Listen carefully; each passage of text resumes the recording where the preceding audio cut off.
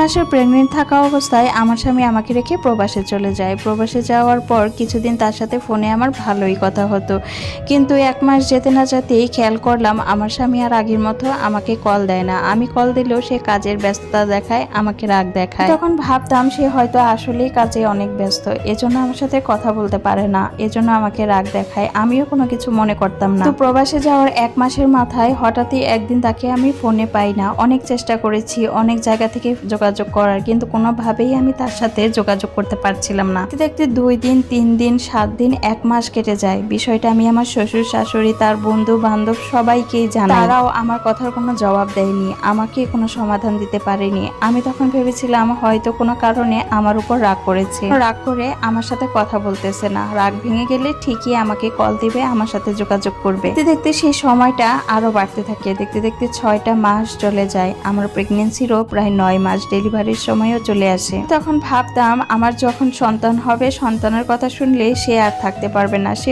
অবশ্যই তখন আমাকে ফোন দিবে, ফোনে কথা বলবে। ফুটফুটে একটা কন্যা সন্তানের জন্ম দেই। তখন ভেবেছিলাম যখন শুনবে যে আমার একটা মেয়ে হয়েছে, মেয়েকে দেখার জন্য অন্তত সে কল দিবে। দেখতে দেখতে মেয়ের 7 দিন হয়ে যায়, নাম রাখাও হয়ে যায়, কিন্তু সে আর কল দেয় না। মধ্যে আমার শাশুড়ি অনেকবারই চেষ্টা করেছে আমাকে তাদের বাড়ি থেকে তাড়িয়ে দেওয়ার, অনেক অত্যাচার করেছে, অনেক কথা শুনিয়েছে। তো আমার একটা কথাই ছিল, আমার স্বামীর সাথে আমি যে পর্যন্ত কথা বলতে না পারবো, যোগাযোগ করতে না পারবো, সে আমাকে যে পর্যন্ত যেতে না বলবে আমি যাব না। আমি মনে মনে বিশ্বাস করতাম সে হয়তো আমার উপর কোনো কারণে রাগ করেছে, তার রাগ একদিন ঠিকই ভেঙে যাবে আর সে আমার কাছেই ফিরত আসবে। কথাটা যখন জানাজানি হয়ে যায় যে আমার স্বামীর সাথে আমার কোনো ধরনের যোগাযোগ নাই, আমার বাবা মাও এই কথাটা জানতে পারে। তো 1 বছর পর আমার বাবা মা এই বাড়িতে আসে।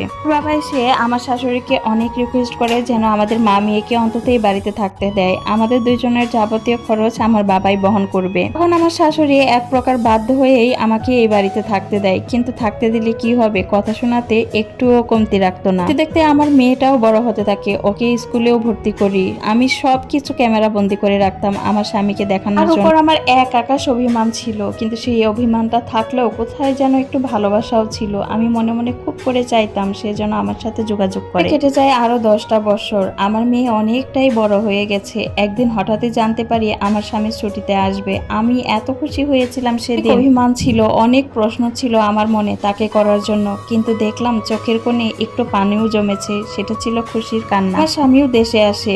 আসার পর আমি জানতে পারলাম আমার স্বামী নাকি ওই দেশে গিয়ে বিয়ে করেছে, সেখানে বউ বাচ্চা সংসার সবকিছু আছে তার। যে বিদেশ যাওয়ার সময় যে আমাকে নিয়ে যাবে তাড়াতাড়ি, এজন্য একটা ফর্মে আমার কাছ থেকে সাইন নিয়েছিল, সেটা ছিল তার দ্বিতীয় বিয়ের অনুমতি। সেদিন আমি আর নিজেকে কন্ট্রোল করতে পারিনি। সেদিন আমার স্বামীকে আমি অনেক কথা শুনিয়েছিলাম। আমার স্বামীকে কথা শোনানোর পর আমি আমার মেয়ের হাতটা ধরে সেদিনই বাড়ি থেকে বের হয়ে এসেছি আমার বাবার বাড়িতে। আসার পর আমার স্বামী নাকি সবাইকে বলেছে আমার নাকি রাগ বেশি, আমি অসভ্য, আমি বিয়াদব, আমার মতো মেয়ের সাথে নাকি সংসার চলে না, নাকি মোটেও এভাবে মেয়েকে নিয়ে বের হয়ে আসা উচিত হয়নি। সেদিন আমি তার কোনো কথারই প্রতিবাদ করিনি। কিছুদিন পরেই সে আমাকে ডিভোর্স লেটার পাঠিয়ে দেয়, আমিও অ্যাকসেপ্ট করিনি। তার সাথে আমার সাথে আর কোনো যোগাযোগ হয়নি কখনো। একটিবারের জন্য আমার মেয়ের সাথেও কখনো যোগাযোগ করার বা কথা বলারও প্রয়োজন মনে করেনি। আমার মেয়ের 17 বছর বয়স যখন, তখন আমি তাকে বিয়ে দিয়েছি। ছেলেটা খুবই ভালো, মেয়ের ঘরের একটা ছেলেও আছে।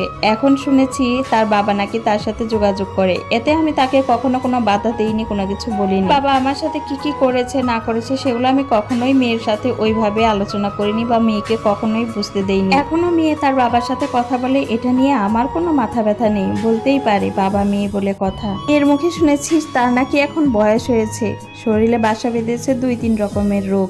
তার স্ত্রী সন্তানরা নাকি তার কোনো খোঁজ খবর রাখে না, তাকে ছেড়ে চলে গেছে। ফেলে রেখে যাকে বিয়ে করেছিল সে ছিল অনেক সুন্দরী, অনেক স্মার্ট, অনেক শিক্ষিত একজন মহিলা। সারা জীবন যা রোজগার করেছে সবকিছু তার নামে দিয়েছে, টাকা পয়সা বাড়ি সবকিছু। মাঝে মাঝে সে আমার সাথেও কথা বলতে চায়, আমার কাছে নাকি ক্ষমা চেয়েছে, আমি যেন তাকে ক্ষমা করে দেই। আমি তার সাথে কথা বলা তো দূরের কথা, যতদিন এই পৃথিবীতে বেঁচে থাকবো ততদিন তার ছায়াও কখনো মারাবো না। আমি কখনোই চাইনি তার শেষ জীবনটা এরকমভাবে কাটুক, এত কষ্টে কাটুক, এত যন্ত্রণায় কাটুক, এত অবহেলায় কাটুক। কিন্তু প্রকৃতির নিয়ম বলেও তো একটা কথা আছে, আপনি যা করবেন তা তো আপনার কাছে ফেরত আসবে। সে আমাকে আমার মেয়েকে অসহায় করে ফেলে দিয়ে চলে গিয়েছিল বিনা দোষে বিনা কারণে। আর আজ যাদের জন্য আমাদেরকে ছেড়ে চলে গিয়েছিল তারা তার ধন সম্পদ টাকা পয়সা সবকিছু নিয়ে তাকে ছেড়ে চলে গেছে। সম্পূর্ণ স্টোরিটা ছিল একটা আপুর লাইফ থেকে নেওয়া। এই গল্পের সাথে আমার ব্যক্তিগত জীবনের কোনো মিল নাই।